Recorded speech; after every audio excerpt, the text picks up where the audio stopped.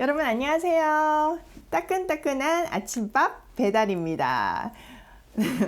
여러분, 우리가 뭐 인스턴트 식품이나 자극적인 식품이 맛있을 때가 많죠. 그런데 건강한 식사를 계속 해야지만 우리가 건강한 몸을 유지할 수 있잖아요. 그래서 재밌는 영상도 많고 재밌는 볼거리도 많지만 이렇게 말씀을 매일매일 먹어야지만 건강한다는 거 잊으시면 안 돼요. 그래서 오늘도 맛있는 밥 먹고 활기찬 하루를 시작했으면 좋겠습니다. 하나님은 이 건강한 밥을 통해서 우리를 멋진 사람으로 만들어 가십니다. 때로는 정신 차리라고 회초리를 때리기도 하시고 혼을 내시기도 하시지만 그 목적은 우리를 온전한 사람, 멋진 사람으로 만들기 위함입니다. 이사야서를 통해서 그 하나님의 마음을 정말 잘 알 수 있게 되는 것 같아요. 조금 한번 돌아보자면요. 1장에서 12장까지는 이스라엘을 징계한다는 얘기를 하십니다. 하나님은 이사야서를 시작하자마자부터 다짜고짜 징계한다는 얘기를 하십니다. 왜냐하면 그들의 아버지인 하나님을 몰라보기 때문인 건 거죠.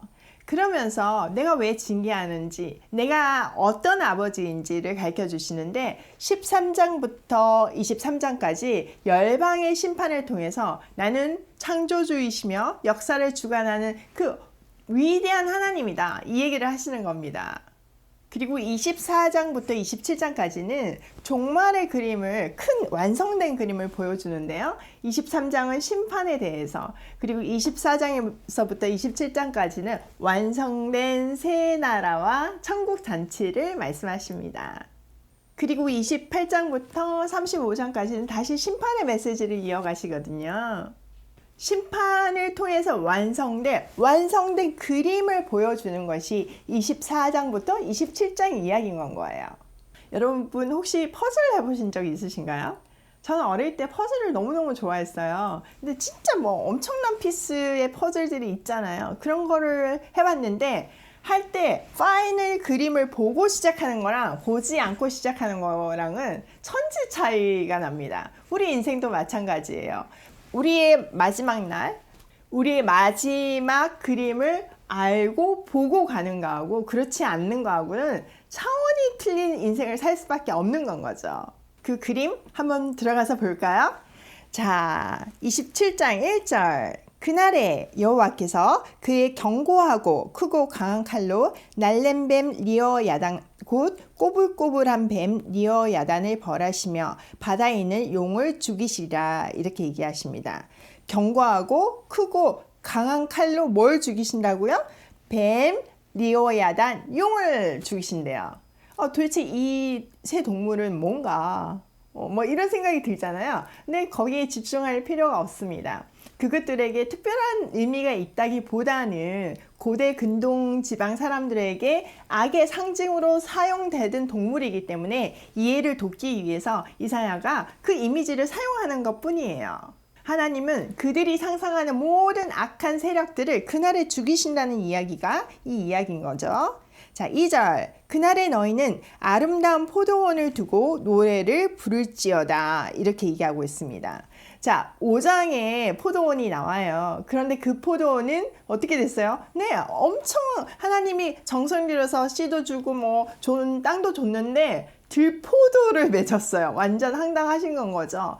그래서 24장에 완전 모든 온 세상의 포도원이 황폐해질 것이라는 것을 예언했습니다.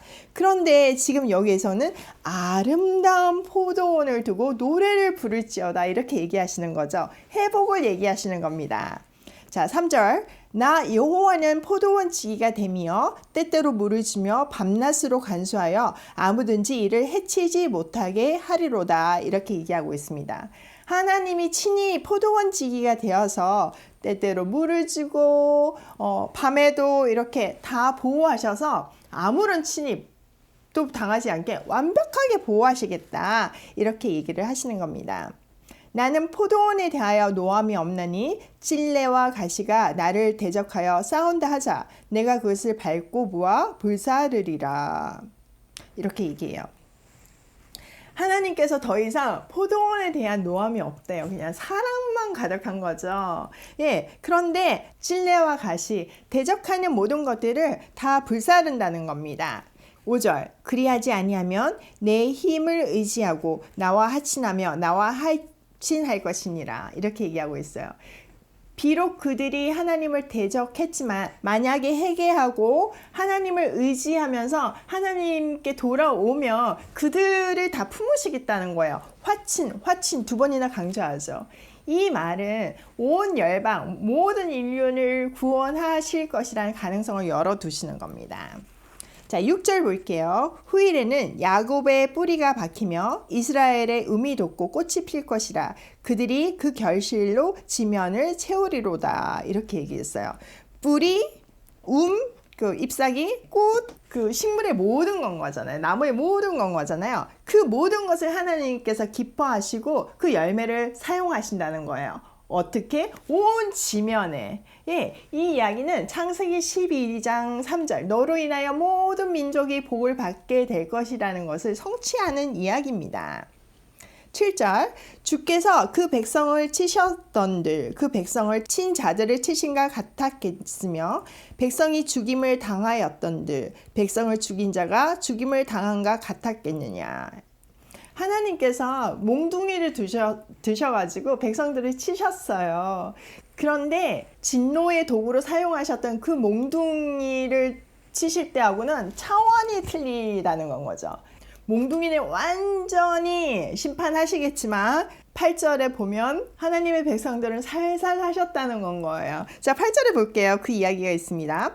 주께서 백성을 적당하게 견책하사 쫓아내실 때 동풍 부는 날에 폭풍으로 그들을 옮기셨느니라. 네, 하나님께서 그들을 혼내시는데 어떻게 하셨다고요? 적당하게. 예, 우리도 자녀들을 혼낼 때 막 정말 어떻게 될 정도로 혼내는 게 아니라 적당하게 하잖아요. 그 안에는 사랑이 있으니까. 그리고 혼내시는데 흩으셨어요. 그러니까 생각할 시간을 주시는 건 거죠. 회개할 시간을 주시는 거죠.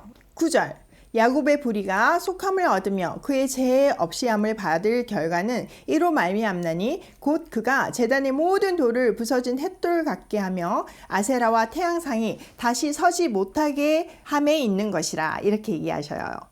자, 하나님께서 그 타임아웃을 했잖아요. 생각하는 시간을 줬잖아요. 그런데 너무 감사하게 그들이 회개했어요.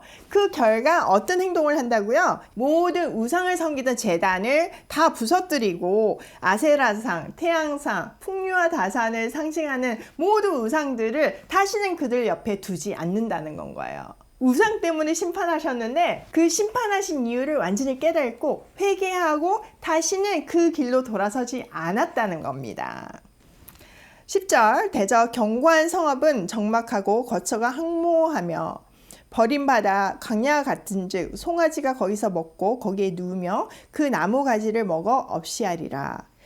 한편 하나님을 인정하지 않고 회개하지 않는 성읍들은 어떻게 됐냐면은 그 성읍이 뭐 얼마나 견고하고 화려하고 모든 것을 누리던 곳이라 할지라도 완전히 항모지가 된다는 건 거예요. 그래서 그냥 거기는 그 북적북적한 사람들은 다 사라지고 그 영화롭던 그 문화는 다 사라지고 송아지가 누워서 그냥 풀 뜯고 나무 먹고 뭐 이런 그냥 상황이 돼버렸다는 거죠. 11절 볼게요.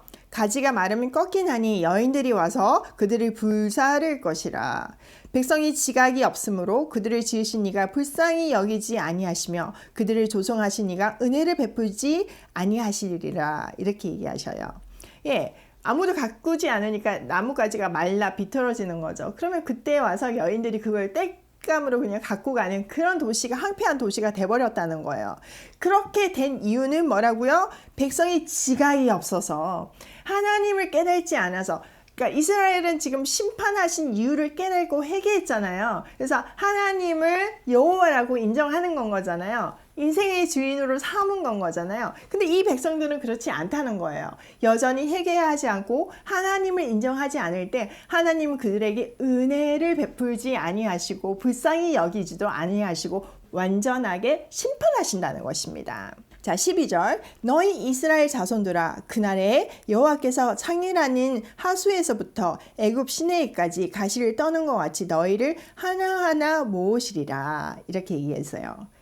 자, 그들은 황폐해졌지만 하나님은 그날에 이스라엘 백성들을 하나님의 백성들을 추수하신다는 건 거죠. 하수, 여기는 유브라데스 강이거든요. 애굽, 그러니까 큰 강에서 큰 강까지, 그러니까 열방, 온 나라를 얘기하는 거예요. 온 땅에서부터 하나님께서 마치 농부가 그 열매가 이렇게 자식이 있잖아요. 그 자식을 모으듯이 마지막 그 열매까지 다 모으실 거라는 건 거죠.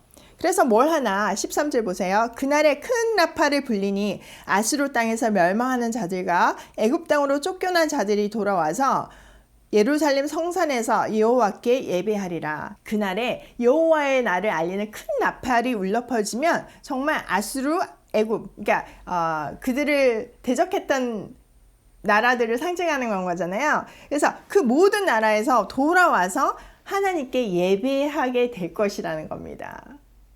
너무나 분명한 그림이지 않아요? 하나님을 인정하지 않는 사람들은 심판, 하나님을 인정하는 사람은 구원. 예, 구원의 목적은 예배, 이거예요. 그날에는 이렇게 하나님을 예배하는 사람들은 온전해지고, 그렇지 않는 사람들은 하나님의 진노 속으로 사라진다는 겁니다.